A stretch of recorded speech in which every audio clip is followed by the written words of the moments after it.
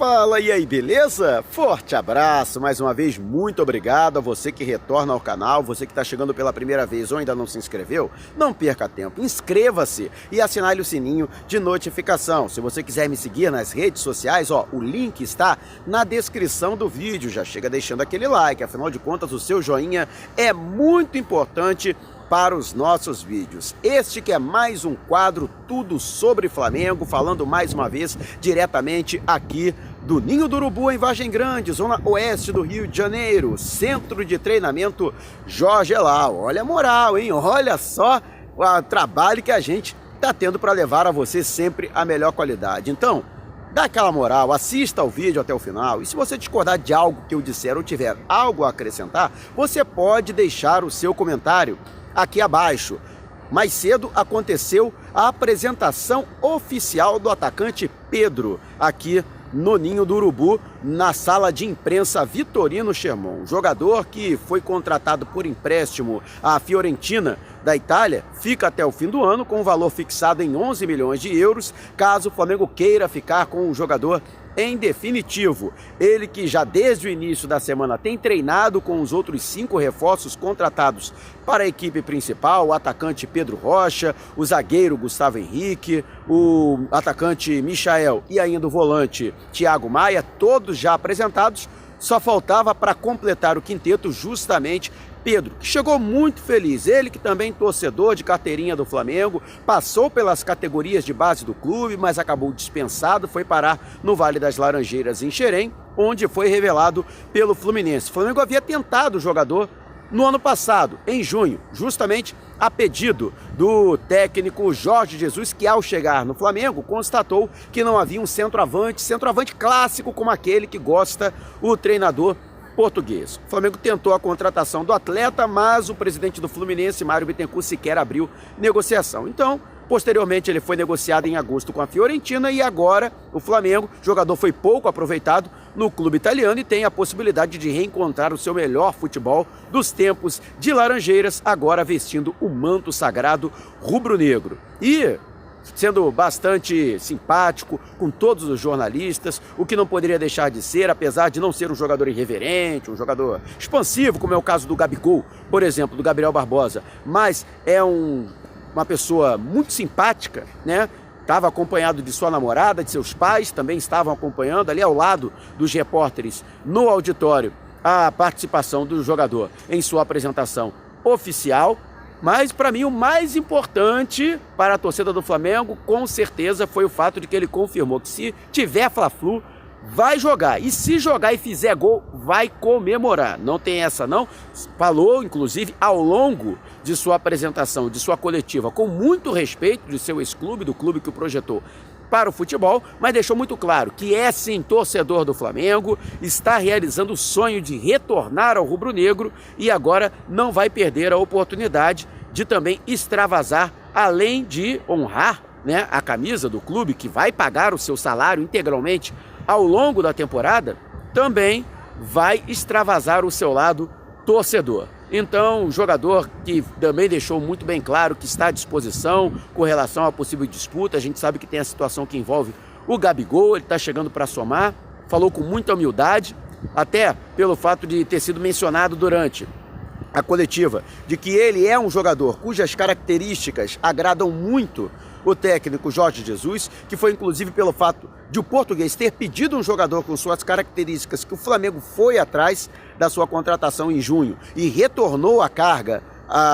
logo no final da temporada passada. Então, existe logicamente toda uma identificação do jogador, que já conversou inclusive com o Portuga, que deixou muito bem claro que conta com ele para o decorrer desta temporada. Mas Pedro falou com muito respeito com relação aos demais jogadores, né, da posição, com demais jogadores também do setor ofensivo, de que será realmente uma concorrência muito grande, a equipe está se qualificando e ele está aí à disposição. E a decisão vai ser da comissão técnica. Logo depois falaram também o vice-presidente de futebol, Marcos Braz, e também o diretor executivo, Bruno Spindel, a respeito de diversas situações. Marcos Braz deixou muito claro. Falamos do Pedro, logicamente vamos falar do Gabigol. E o Marcos Braz deixou claro que a pendência para o anúncio oficial da contratação em definitivo deste atleta é a questão que envolve valores. Ele não quis entrar com relação a que valores e qual a diferença daquilo que foi proposto pelo Flamengo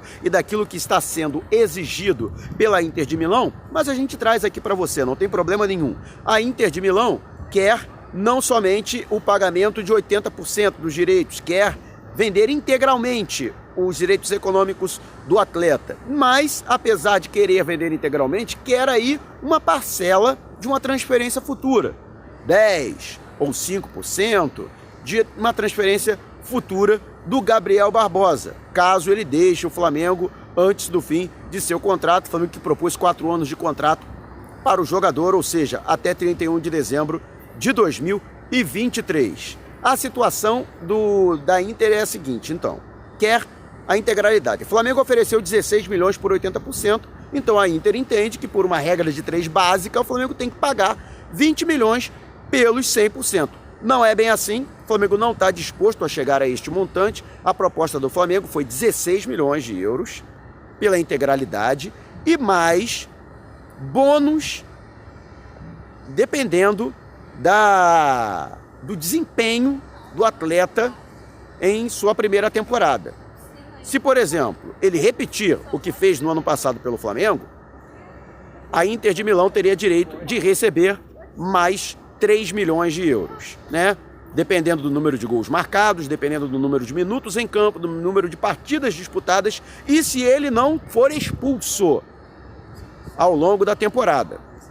E aí, a Inter de Milão receberia para cada meta alcançada 1 milhão de euros de bonificação, que poderia totalizar 3 milhões de euros, chegando a 19 milhões, o que seria quase aquilo que eles estão pedindo. Então a diferença é muito pouca. Por isso, já mencionou inclusive o vice de futebol, Marcos Braz, de que, detalhe, está na mão da Inter de Milão aceitar ou não a proposta do Flamengo, que, ao meu ver, é muito vantajosa. Então, essa é a situação que envolve Gabigol. Além dele, foram feitas outras consultas a respeito da situação que envolve alguns atletas, né? Principalmente a questão que envolve o Pires da Mota, Berrio. Pires da Mota, inclusive, avançaram as negociações, né, para a transferência dele para o futebol mexicano e também renovações de contrato.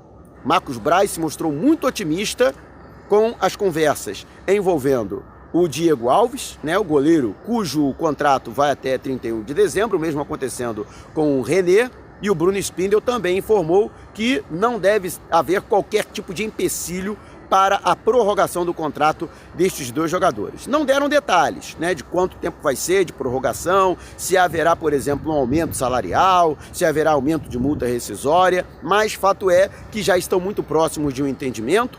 O Marcos Braz está muito à vontade, falando a respeito da permanência por mais 1 ou 2 temporadas do Diego Alves, e o René também deve permanecer, o jogador que é muito bem quisto pelo técnico Jorge Jesus, ele que é substituto imediato de Felipe Luiz na lateral esquerda. E por último, aqui conforme prometido, vamos falar a respeito do lateral direito Maurício Isla, informação que nós recebemos ontem, e já trouxemos, inclusive, essa informação, compartilhamos com outros colegas, como Wesley Ramon, do site Urubu Interativo. Inclusive, temos novidade, hein? Futuramente, vocês vão ter a minha coluna semanal no Urubu Interativo. Agradecendo aí ao Wesley Ramon, que abriu esse espaço para que eu possa mostrar também essa outra faceta aqui do meu trabalho, além do microfone, além da telinha aqui. Eu também gosto muito de escrever e vou ter essa possibilidade aí, uma coluna semanal no site Urubu Interativo, então deem aquela